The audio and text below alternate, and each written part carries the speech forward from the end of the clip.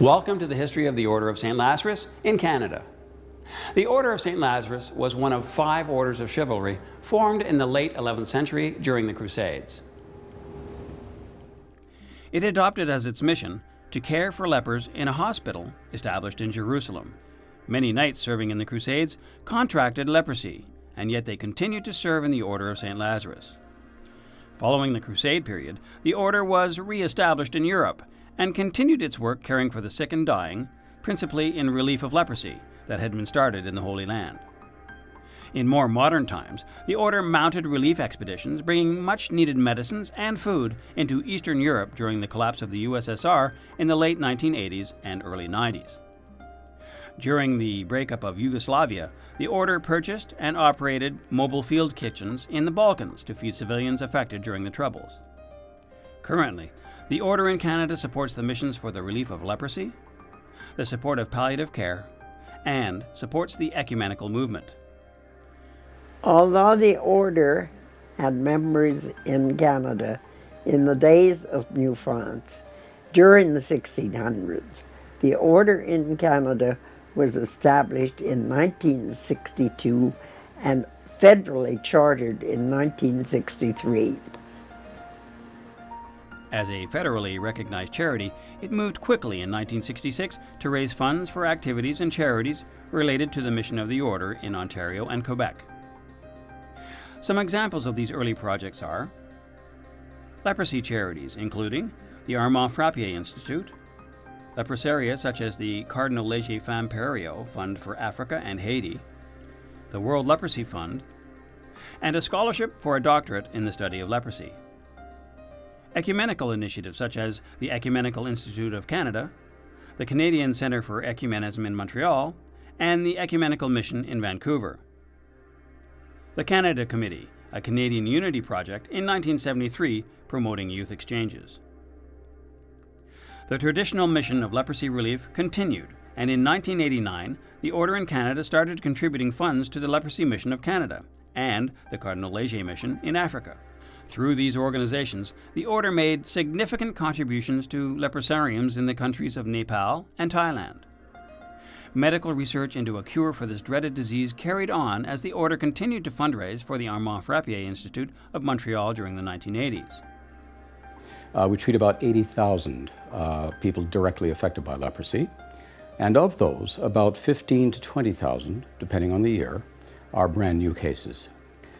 In Canada, there are fewer than 300 patients affected by leprosy, and those people are being taken care of in the tropical disease units of the major hospitals across the country. The Order of St. Lazarus and the Leprosy Mission Canada began working together in 1990. And over this period of time, the Order has now given over $473,000 to the work of the Leprosy Mission. When the disease became curable, this research was discontinued. However, the Order continues to fundraise for this traditional mission today with a view to completely eradicate this disease. Other initiatives have the Order responding to natural disasters as they occur by raising more funds, such as for the earthquake in Haiti. Natural disaster relief is an ongoing mission, with the Order responding wherever it is needed. The Ecumenical Mission was started by Dame Lucie Vanier-Vincent with funding support to the Canadian Centre for Ecumenism. In my experience, we were not accustomed to pray together. We Protestants have their churches, the cat, and so on.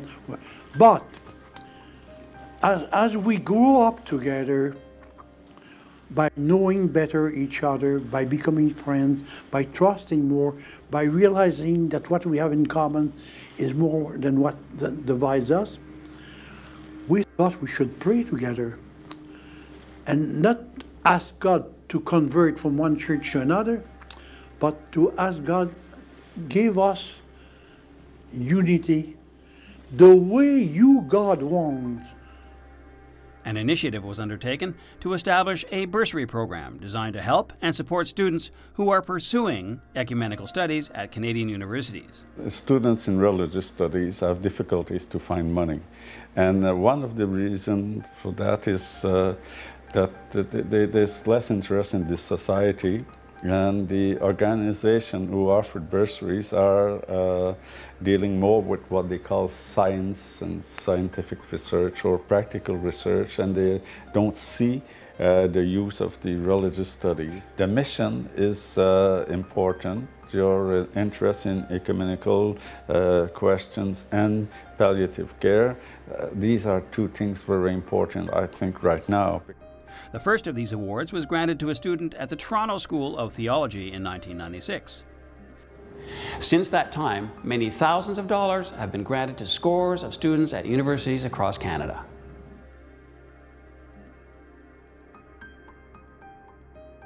The palliative care mission was adopted by the Order in Canada in 1985. It was initiated by Dr. George Trussler, who at the time was the head of the Order's Medical Commission. Our focus should be to help increase government involvement and private participation in ensuring adequate palliative care resources for our ever-aging population. Early in the mission, the Order supported a series of lectures on palliative care that were designed to help educate the public on this new field of medicine. The various programs and activities that take place as a result of local commandery efforts are as diverse and varied as the country of Canada. What follows are some short accounts of various commandery initiatives in the past. In the early days, the Montreal Commandery provided funds to the Old Brewery Mission, which is a shelter for the homeless. The Emerald Chucker is an annual event in Toronto in the support of palliative care hospices. An initiative of the Calgary Commandery, the Heartree Bears are given to patients, caregivers, and family members to help them cope with their situations. My Grammy is a Star is a book supported by the Acadia Commandery and is given to children who have lost a loved one to terminal illness. All commanderies support medical causes through donations both large and small. The first national project adopted by the Order was a book entitled A Caregiver's Guide, a handbook about end-of-life care. Distribution of this indispensable book has surpassed expectations, as it has been translated into many languages and has several editions printed. The Order of Saint-Lazare in Canada continues to be a tireless and devoted force in fulfilling its diverse missions. Countless dollars and volunteer hours have been spent trying to improve the human condition both in Canada and around the world. The Order of St. Lazarus has been a rare and strong partner and a tremendous source of encouragement. Historically, because we have a common bond in being focused on people affected by leprosy. Secondly, because your support has been constant. But finally, looking ahead, I see the potential for the Order and for the Leprosy Mission Canada to become strategic partners in working towards a world that is finally free of leprosy.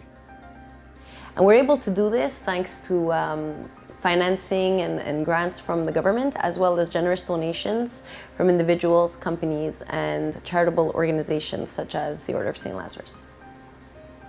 And we do pray together to obtain that great favor that we become more united together, and eventually, if possible, that we can share the same Eucharistic table together.